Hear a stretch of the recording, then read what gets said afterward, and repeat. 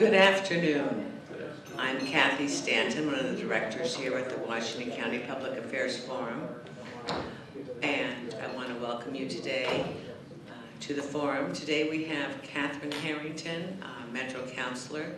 We'll be speaking on Levy 26152. I'm going to give you the little brief on Metro. As an elected regional government for the Portland metropolitan area, Metro works with all the communities, businesses, and residents to create a vibrant and sustainable region for us all. That isn't their exact mandate, but it covers the spread. Kathryn Harrington herself is working to ensure our region provides communities we want to provide for the communities we want and the economy we need. Councilor Harrington was elected to the Metro Council in 2006, re-elected in 2010 to represent District 4, which includes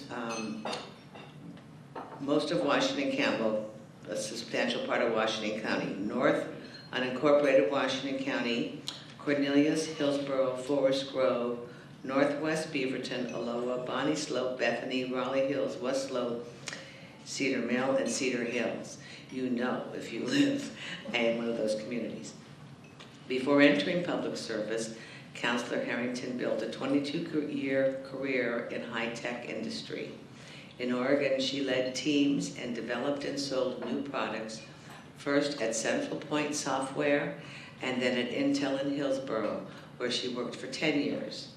In early 2004, Councilor Harrington left the high-tech industry to give back to her community full-time, working as a community advocate. Her community work included serving as vice chair of CPO 7 and acting as a citizen representative on Metro Regional Travel Options Subcommittee. The daughter of an Air Force colonel, Councilor Harrington grew up moving around to many different parts of the U.S., but when she arrived in Washington County in 1990 with her husband Mark, she knew they were going to stay. Attracted to the good jobs and great quality of life, they settled in the Bethany area where they lived for 15 years before moving to Beaverton in May 2005. In her free time, Kathryn is a recreational bicyclist and also enjoys cross-country skiing and hiking. And if you get their Christmas postcard, they're always bundled up somewhere snowing. With that, I would like to take this opportunity to introduce Councilor Kathryn Harrington. Thank you, Kathy. Good afternoon, and thank you for having me. I always enjoy being with my community members, especially here in Washington County. Many of you are familiar with Metro, your regional government. Metro works with the cities and counties that make up our 3-county metropolitan area to provide the communities we want and the economy we need. From recycling to the Oregon Zoo, parks and natural areas, to regional land use and transportation planning. It's a unique portfolio of responsibilities and services that Metro provides. We serve over 1.5 million people, from the Columbia River to neighborhoods and parks along the Willamette River in Wilsonville, and from the foothills of the Coast Range near Forest Grove and the Tualatin River to the banks of the Sandy River in Troutdale. We are the largest metropolitan area in our state of Oregon. Justice Oliver Wendell Holmes once said, "A river is more than an amenity. It's a treasure." Think about that. A river is more than an amenity. It's a treasure. Oregonians have long understood the treasure that is our rivers and our streams. Rivers provide our drinking water. They also contribute to our economy through valuable salmon runs and the fabulous quality of life that brings tourism and investment to our state.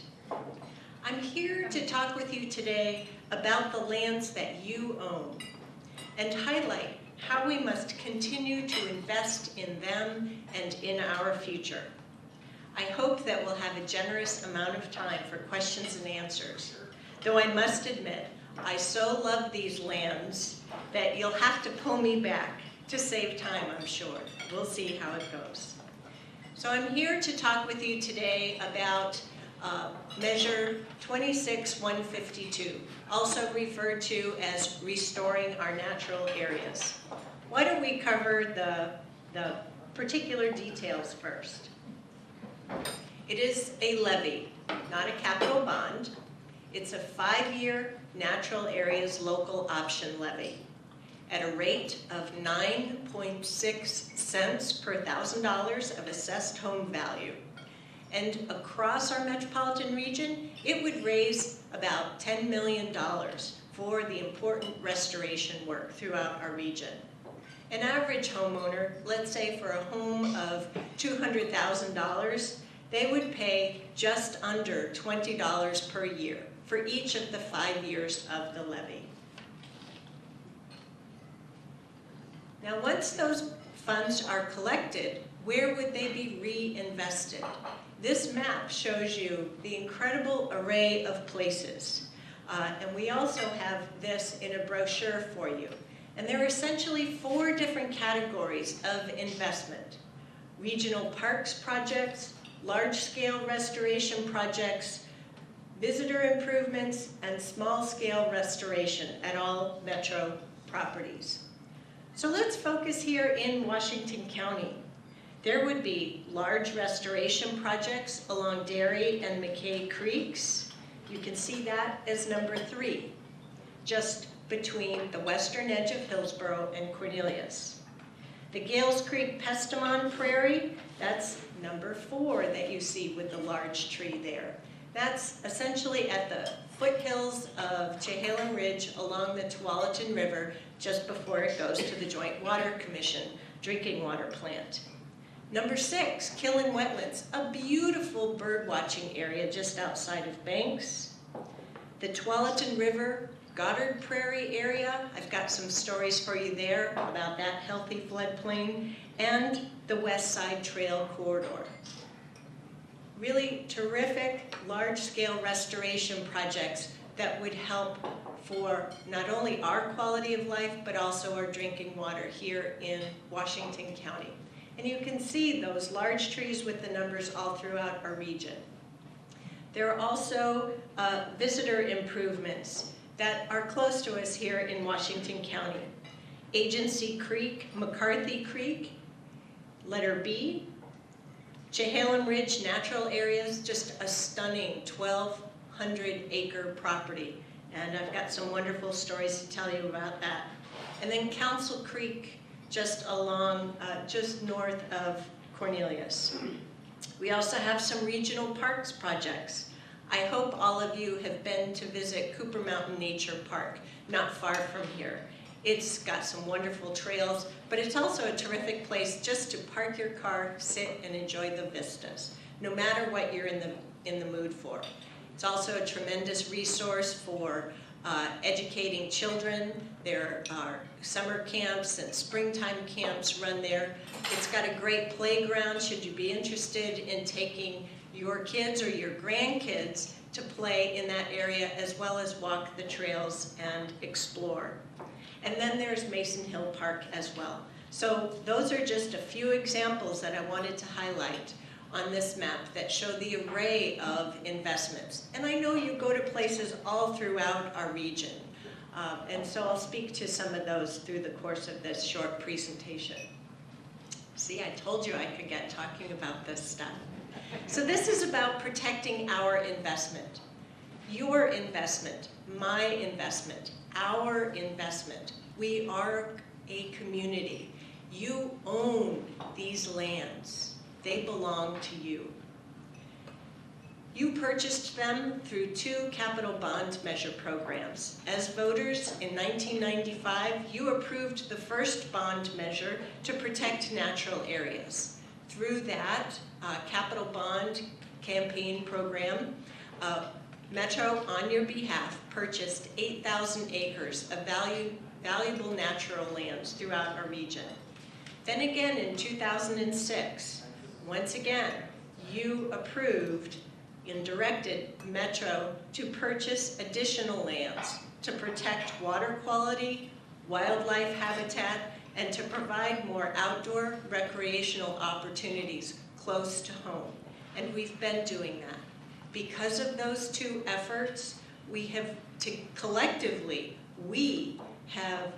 protected and reserved over 12,000 acres of natural lands and over 100 miles of stream and river frontage. In addition, we have supported together hundreds of community projects, taking care and restoring lands on private property as well as public property. But these lands require ongoing maintenance. We've been taking care of them for 17 years now, but as I just spoke about, it's a growing portfolio, and nature seems to have a mind of her own, my goodness. And while it's green, invasive species like to take hold.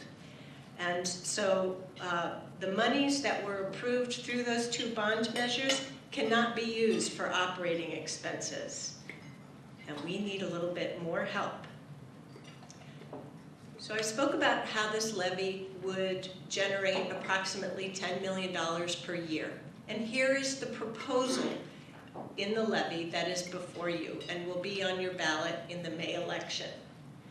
About half of those monies per year would go towards restoring natural areas for wildlife, fish, and water quality. Another portion would go towards making improvements at the regional park operations, and that will include native plantings as well as some visitor improvements. In addition, we've got some great natural areas. Some we don't want humans to go tramping over. You know, they may be in steep canyons or they're very sensitive areas for the plants and the animal species. But there are others that you and I can and should enjoy. I would like there to be more of them. Couple of examples at Chehalem Ridge. It has a great logging road around it. We've been hosting guided walks a couple of times a year at places like Chehalem Ridge. And then there's another property up on Skyline Boulevard. It too has a great logging road around it. Well, gee, wouldn't it be great if you could go there on your own? It wouldn't have to be a guided walk. It's those kind of improvements we want to make. What we need to do, the logging road is there, we just need to put up signage so that you're comfortable about where you are along that road and that you can find your way without getting lost. Those kinds of very small improvements, not capital improvements, but allow you to go and visit those facilities. Conservation, education, and volunteers. Would you believe we are turning away volunteers? Free labor to help do this terrific restoration work. We would like to be able to secure another coordinator to help enroll those folks who are interested in doing this. I've done it, it's a blast. Even on a pouring down rainy day, this one particular gentleman said to me, you know, I came just to contribute and I've gotten so much more. So I know there are other volunteers out there that want to contribute as well. And I'd like them to be able to have that wonderful experience. Lastly, community project grants. We have funded almost 1,000 different projects through the Nature and Neighborhoods Restoration and Enhancement Grants. It's been coming out of our general fund. We've only been able to support $1 of every $8 that have been requested. We would like to be able to triple that program. So we pulled together an independent advisory committee to look at the needs. These are the recommendations they made to us. And the full Metro Council last year felt that yes, they were right about these objectives, and so we've put this levy together, and that's before you. Let's talk about some of these properties. I mentioned Chehalem Ridge already. I've been blessed to go on guided tours 3 or 4 times on that property during different times of year. Chehalem Ridge contains 7 different streams that are part of the headwater set to the Tualatin River. It's 1,200 acres. It's surrounded at the base by the Tualatin River on 3 sides. Just an amazing property, former forest land, industrial timber, and it's now going through the transformation to a natural forest. It's got an incredible array of drainages. There are 28 different drainages into the Tualatin River. They're beautiful oak trees. We've gone in and we've opened them up because, as you know, as oak trees get older, they're beautiful bulb shape. And they grow to be hundreds of years old. It's just incredible. One thing I love about this property, one of our lead scientists, when she first walked this property as part of the purchasing of this property for you, she was thinking out 200 and 300 years and imagining what that place would be like. Wow, you know, coming out of the private sector, we thought about quarters and fiscal years and maybe a 3-year to a 5-year product roadmap. But these scientists are thinking not just about our lifetimes, our children and our grandchildren, but they're thinking out hundreds of years and how these properties will be providing for clean water and habitat for animals, the birds, the bugs, the bees, you name it, and all those 4-legged creatures. One of those guided walks at Chehalem Ridge, I also learned that I don't like millipedes. You know, we were doing one of those self-teach group talks, and I and another partner had to show this millipede to people, and ooh, not only did it tickle, but I decided, you know, that's not quite up my alley. The things you learn. Another place, here in Washington County, Killin Wetlands near Banks. Do we have any bird watchers in our audience today? I bet you've been to Killin Wetlands. Great birding. Tourism is a traded sector. Birding is one of the tourism aspects that is unique here in Washington County. We've got a wonderful Tualatin River National Wildlife Refuge, but we have other places here in Washington County with great opportunities for bird watching. And the Killin Wetlands is one of those. This area needs some additional improvements for water quality. There are various streams and so forth that drain through these very unique lands. Also, Killin Wetlands has very unique peat soil and is one of the few publicly held properties here in the Willamette Valley with that unique peat soil. Really a very special place. See, now I'm talking a lot about these places just as I feared. I need to make sure I leave enough time for Q&A. Out in Clackamas County, Johnson Creek and its watershed. Some of you may have experienced Johnson Creek if you walk or ride your bicycle along the spring water corridor.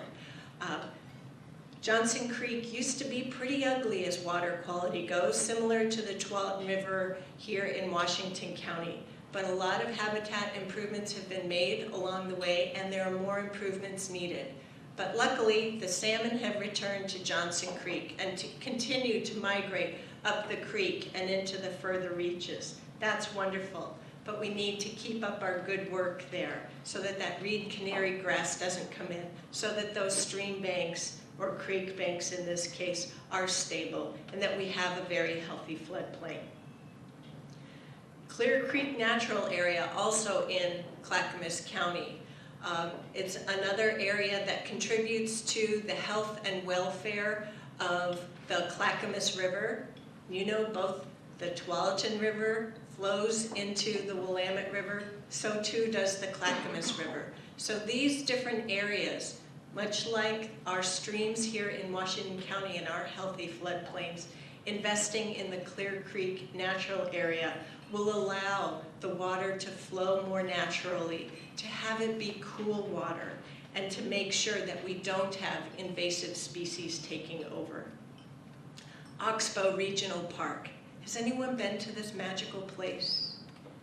Wonderful. I'm really glad to hear that. It is so close to our urban area, just outside of Troutdale, along the banks of the Sandy River. But when you go there, you would think you're so far away. You go down that hill into the park property, and you're in this huge old growth forest with an incredible array of plants. You can go camping there, you can grab a picnic lunch. You just head out there, take your sweetheart, hit a coffee shop on the way, and go down into the park, and you are in a transformed place along the Sandy River. There's great fly fishing along that area. I'm not a fly fisher person, but I've seen them and I've talked to them.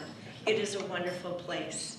We've been caring for this property for about 30 years, and there are some improvements needed to ensure that your visit is safe and that we continue to contribute to water quality along the Sandy River. Blue Lake Regional Park, another great facility. It has a terrific setup for group events, but also for individuals. A wonderful nature playground that is only about a year old. If you haven't taken your children or your grandkids out there, you might want to check it out. It has a great learning garden as well to learn more about native plants. Just beautiful. It's also home to our first, in our region, national caliber disc golf course. And the Stumptown Disc Golf Club just had their first official tournament a couple of weeks ago.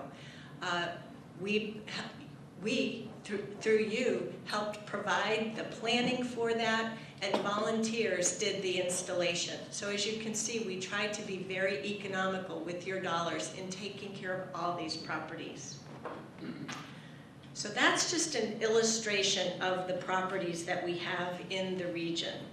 By owning and maintaining these valuable areas in the region, the people of Oregon are creating a sustaining legacy for future residents. I hope that you will join me in voting yes on Measure 26-152 this May, so that we can all continue to be good stewards of the resources that you, the residents and voters of our region, have placed in our care. Thank you again for giving me the opportunity to speak with you today. I do have some other stories if you'd like to hear them, but I'm very interested in hearing your questions.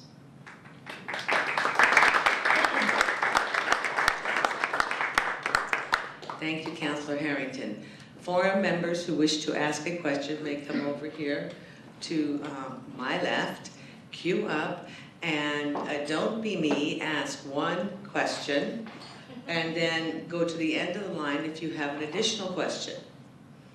And we're going to start with Mr. Hustler. John Hustler, Forum member. You described this levy as largely to cover operating costs, and I'm wondering, since operations are going to be ongoing, why Metro has opted for a levy rather than an increase in its tax base and general fund to provide for ongoing operating expenses? That is a very good question, John. Thank you for asking it. So Metro by itself can't raise its property taxes. We did investigate over the last 2-3 years a variety of options for generating the revenue for this. For example, a couple of years ago, we went to the state legislature to see if we could establish a regional park district, one that would directly benefit not only Metro, but each of our local communities, our cities, as well as our park service districts. It was decided along the way that not everyone was on board with that solution, so we tabled it. But we still have a need to get ahead of the game with these properties. We're at a pivotal moment. It's much like having a leak in the roof of your home. If you take care of it early, it won't cost more in the future. But if you let it go, over time, it's going to cost you more and more to repair not only that roof, but also the other damage. So that's why the time is critical now for us to ask for this. We only have so many options. Metro is the only municipal government that I know in our state that has a spending cap. So we can only spend so much money unless it is voter approved. So in order to generate funds to care for these facilities, this really is the last option for us to try. We're coming to you with identifying very specific needs, a very specific proposal for all of us to continue to invest in our clean water and the very important natural areas that we have within our urban community and adjacent to it that provide for our quality of life and for economic support here throughout our region. And that's how we ended up with where we are today. Thank you for your question, John. Hi, Kathy. I'm Patrick Wheeler, farm member. Levy compression, how is it going to impact this request that you've got? And then if it does cut it down, have you prioritized what you're going to fund and not fund in order? Good question. Thank you for asking it. Compression, I don't want to have to go through a real technical tutorial about it, but we have some pretty unique factors with our tax law here in the state of Oregon.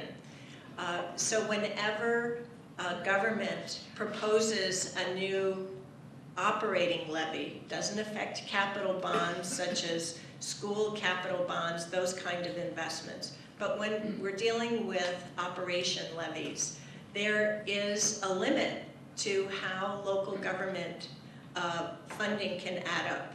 There's a cap, only $10 per year per $1,000 assessed value. Schools have a separate cap, and there's no relation between the two. So this won't affect schools with regard to compression.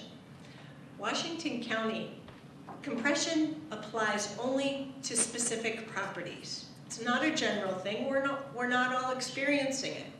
And Washington County, some properties in Washington County are just starting to experience this. And those properties, for the most part, are within the city of Beaverton.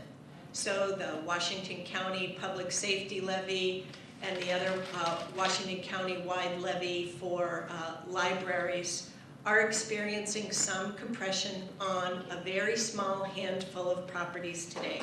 With this levy, that small handful will grow to a slightly larger small handful of select properties. It's just a reality. It will also, as you rightly highlighted in your question, affect this particular levy on when when compression occurs at those specific properties. Our measure will express compression, and what that means is it simply won't generate, those taxes won't be collected. Nobody else will make up for that. It just won't be collected. So approximately in Washington County, $33,000 wouldn't be collected. Not a lot, but it does exist. And what it means is every year with this levy, should you approve it, there will be a work program for every single year. The Metro Council will approve it, will see it, will review it, and then approve it. There will also be a citizen oversight committee who will review it as well. So you have a lot of assurance that it will be going through a lot of rigor. Have we gone beyond what this general work program is yet? No. But if you approve it, and I certainly hope you will, so perhaps I should go for the presumptive close and say when you approve it, we will go through that detailed work program every single year. Thank you for your question. Jerry Arnold, member. My question has pretty much the same about compression. There was some talk earlier this year, I think, or maybe late last year, about exempting levies from compression. What's the status of that now with the legislature? Thank you for your question. Yes, there is a proposal before the state legislature, as it is in session now, to try and exempt local option levies from compression. After all, local option levies such as this must be approved by you, the voters. So if the voters approve, then why shouldn't the program be able to take effect?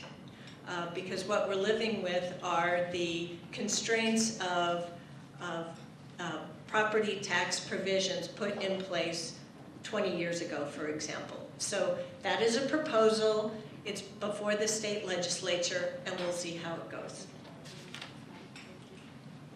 Thank you for coming in today. I enjoyed your comments and your talk. I'm Bill Kroger, forum member. I can remember when Metro came into existence, and the purpose of it was to have an entity that crossed over jurisdictional lines, to coordinate things that were, that the two entities might have problems with, individually. And so I looked today, and it's kind of surprised a little bit just to see all the things that you're doing today, and that now you're trying to raise money to support parks and wildlands and things. And it's just interesting how things evolve over time.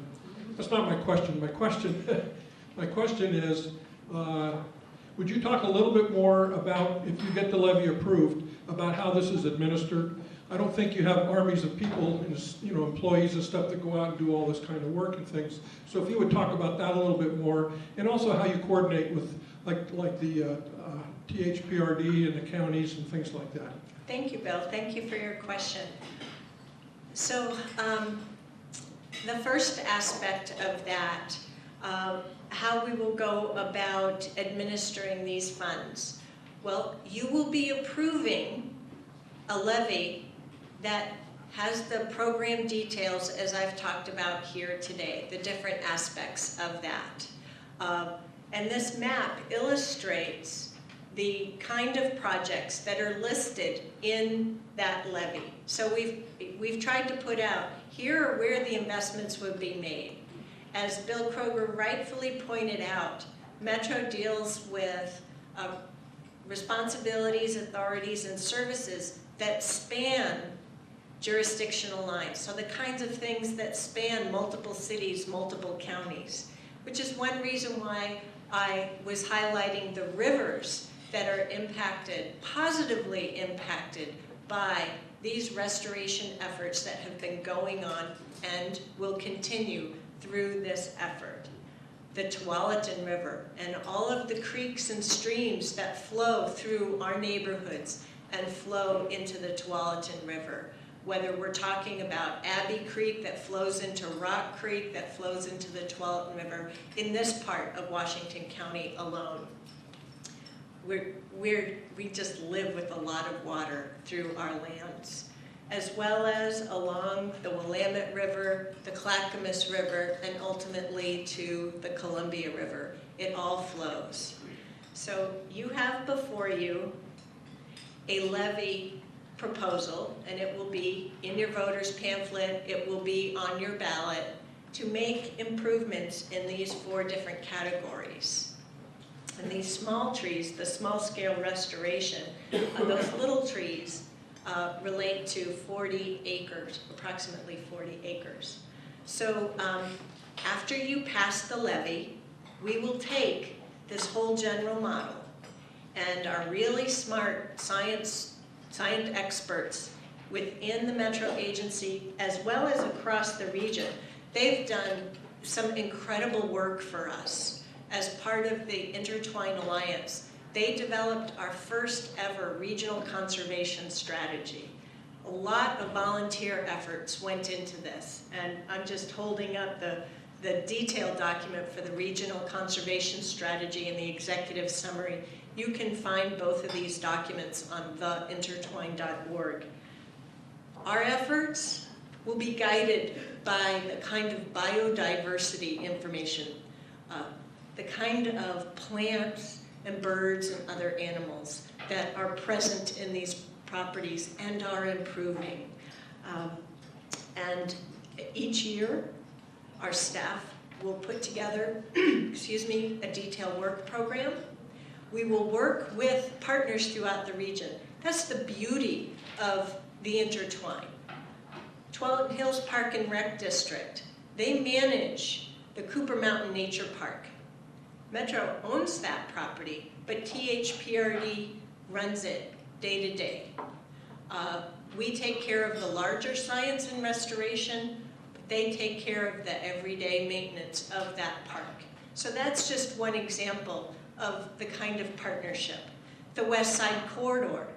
Once again, Washington County, the cities in Washington County are participating in the master plan for the West Side Trail, and Metro, through this levy, will be able to invest more in the natural restoration efforts. Much like if you've been on the Fano Creek Trail, you've seen tremendous improvements there provided through Clean Water Services as well as Metro and each of the cities, including the city of Beaverton and the city of Tigard.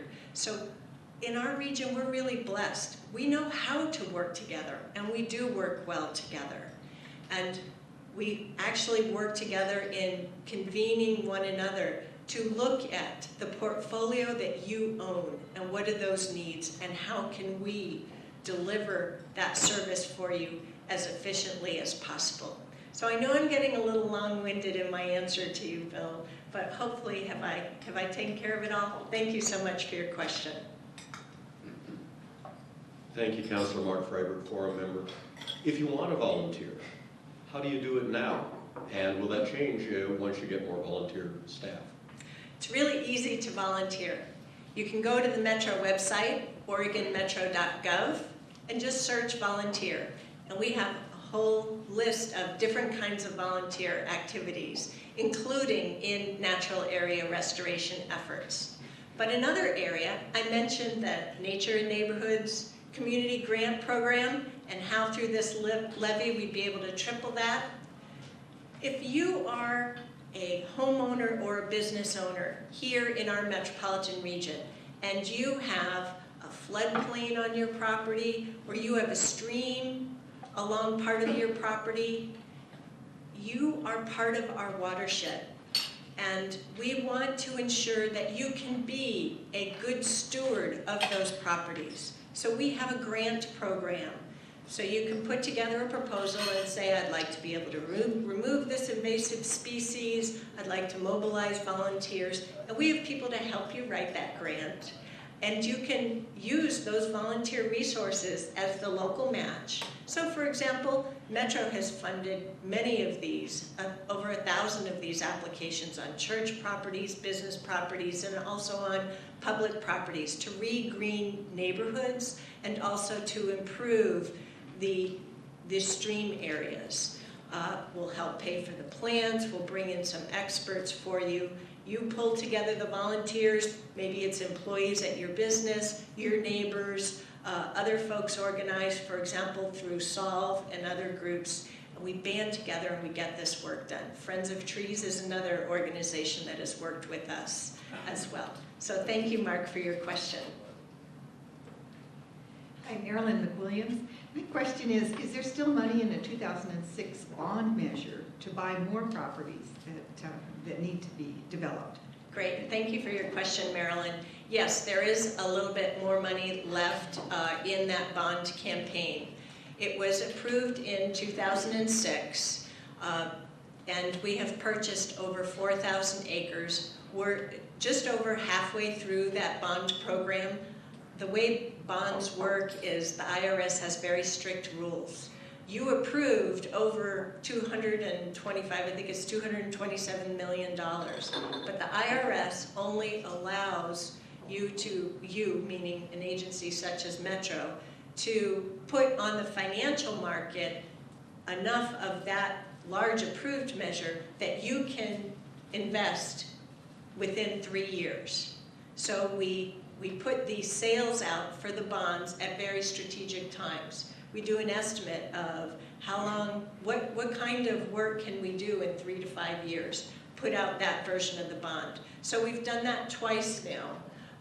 We've exercised almost 2/3 of the bond money. So acreage-wise, we're over halfway there. But there are a few select properties. Remember, it's a willing seller program, and sometimes there are property owners that are interested, but they may be going through retirement or other conditions where, timing is everything. And we work with those property owners on the programs. So we continue to invest in that program. It will probably end within the next 8 years, I would imagine. There is a citizen oversight committee with that program. I was the council liaison to that for a couple of years. They write an annual report. It's published on our website, so it's available to you. It's a group of volunteers with expertise in real estate, environmental science, and so forth. So you can be assured, just like with this levy program, that we're pulling together experts to make sure your dollars are very well spent. Thank you, Marilyn, for your question. Thank you. Chris Leslie, forum member. 95 and 207, you had exceptions for that prevented operating expenses being used. Is there a similar provision in this levy? Are you referring to the spending cap? No. Okay. You are just preventing. Okay, sure. I think I understand your question. The fact that the 1995 bond measure and the 2006 bond measure, those were capital bond measures. So capital bonds go into buying very specific physical assets, buying property, building schools, those kinds of things. By law, they cannot be used for restoration work, which falls under the definition of operating. And that's the difference between a capital bond versus a levy. Levy dollars can be used towards restoration and maintenance activities. Thank you for that information. Thank you. And if I might also add into the mix here, another wonderful story that I wanted to share with you. I talked about how I participated in restoration efforts at Munger Farms and what the gentleman said about that experience. That really contributed to the floodplain. But one day, well, actually several times, as the introduction highlighted, I am a recreational cyclist, and my husband and I ride our bikes all over Washington County year-round. And there have been many times during the late winter, early spring, when I've gone by the Pestamon Prairie, which is along Fern Hill Road, I think it is, and I've looked out on that prairie, and there have been thousands of birds. So not only is that floodplain serving to make sure that the Tualatin River is clean as it flows up to the JWC drinking water facility, and we have a Tualatin Valley Water District board member here who can educate us all on that. But also, as there are thunderstorms that generate vast quantities of water, it gets filtered. But also in the late winter and spring, it is habitat for those birds that migrate all through North America. So we're really blessed to have those resources, not only for ourselves, but also for them. And I feel blessed that I've gotten to observe that on more than one occasion. Hello, Catherine. Thank you so much for being here. John McWilliams, a forum member. I so appreciate your full explanation of all this going on. I really like parks, and I definitely support this levy.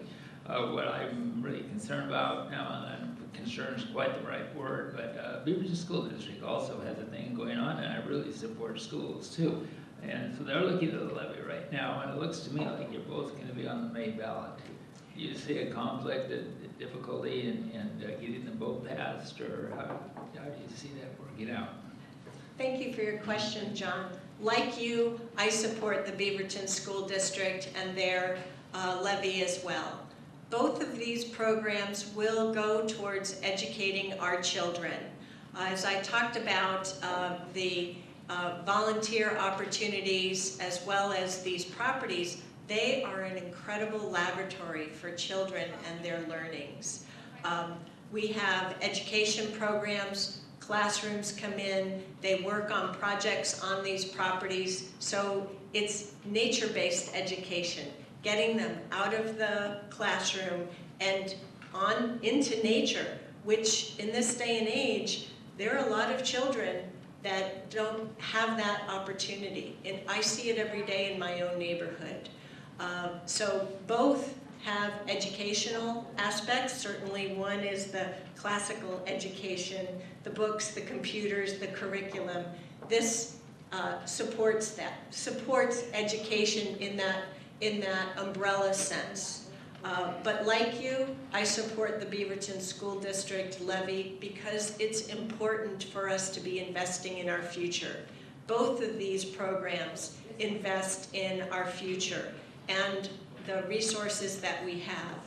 And like it or not, we always have to invest in our future, in good times as well as bad times.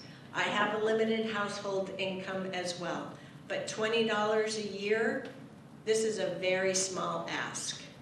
The independent committee that we convened recommended these kinds of areas for investment, and they challenged us. They actually gave us a range, and they wanted us to invest more. And while I would like, as one of the Metro councilors, while I would like us to do more, you know, I'd like us to have more areas available to you. We have to be very prudent. So this is where the Metro Council really trimmed it down. And we were very thoughtful about this, 9.6 cents. It's a very, very small investment. And I do hope you'll support it so that we can restore our natural areas. Yes, sir. Hi, thank you so much for coming. Bill Nelson, forum member. I have a question regarding art. Excuse me, has there been any thought given in planning to the park improvements and such to install sculpture or other forms of art in those improvements? Thank you. Well, through the bond measure, there have been opening of some different parks, such as Graham Oaks Nature Park. Art was included in the capital bond measures. There is some outdoor sculpture. You can see it also up at Cooper Mountain Nature Park as well. But we've also tried to be artful in the signage that we put in places as well, so that people see the different aspects of beauty and different experiences. With a maintenance levy like this, art specifically, and what you're describing is a capital investment in art. It's not part of this program, so we wouldn't be doing that. But as we go through and install signage, please know that we do look at that, the compelling nature of it. Art can really, for me, it's like trees. It can really lift your spirit and unlock your imagination and take you places in your thinking that you might not otherwise go.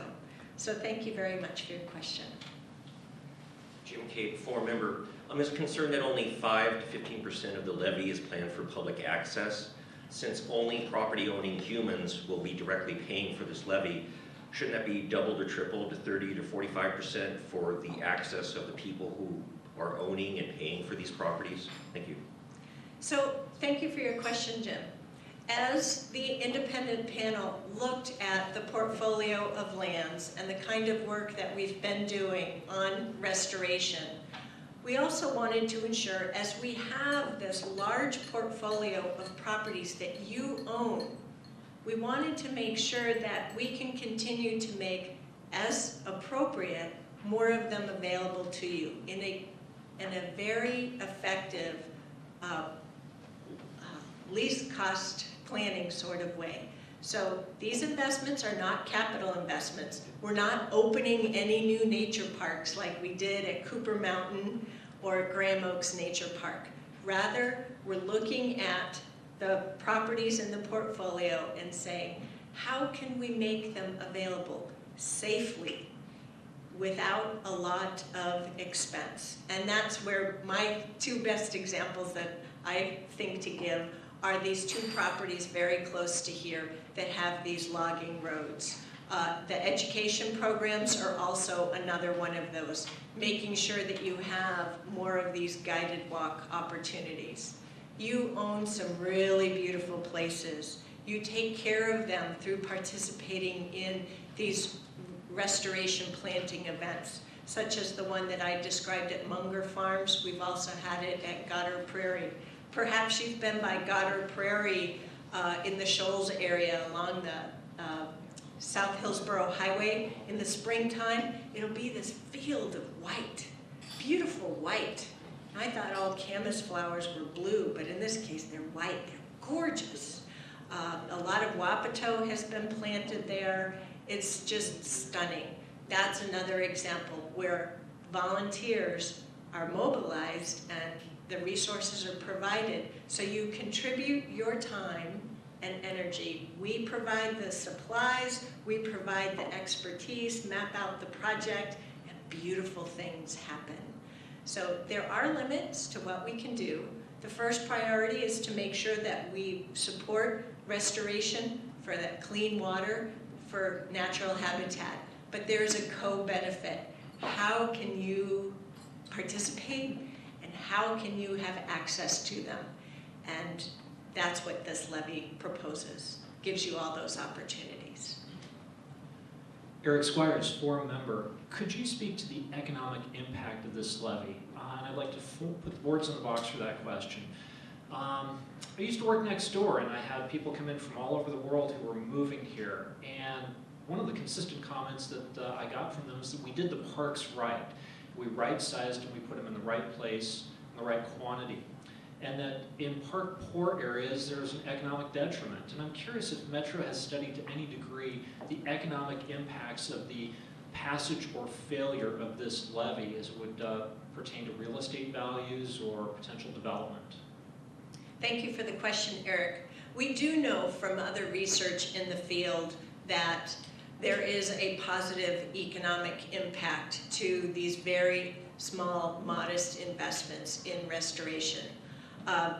It's for that economic impact goes towards the property values in our area so that adjacent property owners see the benefit of healthier adjacent properties. But we also see it as residents here in Washington County, for the businesses of Washington County. We are blessed to have the growing number of companies that we have in the Silicon Forest. As they develop and build those silicon products, those chips, those solar panels, for example, they use huge amounts of water. We live in a place where rainstorms are frequent as well. So our economic livelihood is dependent upon functioning floodplains. I mentioned both Munger Farms as well as Goddard Prairie. Those are two very significant floodplains that are illustrated on this map and in that handout for the measure. Because of those floodplains, we're able to ensure that as these industrial companies use that water, and that clean, treated water flows back into our Tualatin River watershed, when a big, huge winter storm or a big, huge summer thunderstorm happens, the ground isn't as compact. It is better able to act like a sponge and do the necessary absorption. And this is why our restoration efforts have true value to the businesses and the residents of Washington County. We have a growing number of these businesses. We want to continue to for our own economic health and welfare, but we need to make sure we're doing our part to have healthy floodplains. So thank you again for having me. I hope that you will support Measure 26-152 to restore our natural areas. Thank you.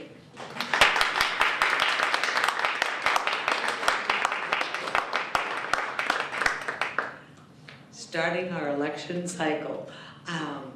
Thank you for thanking Councilor Harrington for coming. We're just about out of time. Next week we are having a representative from AAA of Oregon speaking on planning a cruise, something really different. I'm looking forward to it as much as I learned to take a class at the library on using a computer a number of years ago. These are those little bits and pieces of life that I'm thinking, I should probably at least be aware of that. So I hope you are intrigued as I am and will come next week or watch us. The week after that is April 1st. Mike, got my math right? Yes. We will start the full bore of our candidates that will be on the May 21st ballot. On April 1st, we will have candidates from Tualatin Valley Water District, and the Beaverton School District Zone 7 position. In Zone 7, currently there are 3 candidates. Won't know until tonight or tomorrow morning exactly how many candidates there will be in each position, in each district on the ballot. But today, forum is not closed. What's the word? What is it? Adjourned. Thank you, everybody. What does everybody always say that I can't remember? The forum is adjourned for today. Hope to see you next week. Thank you.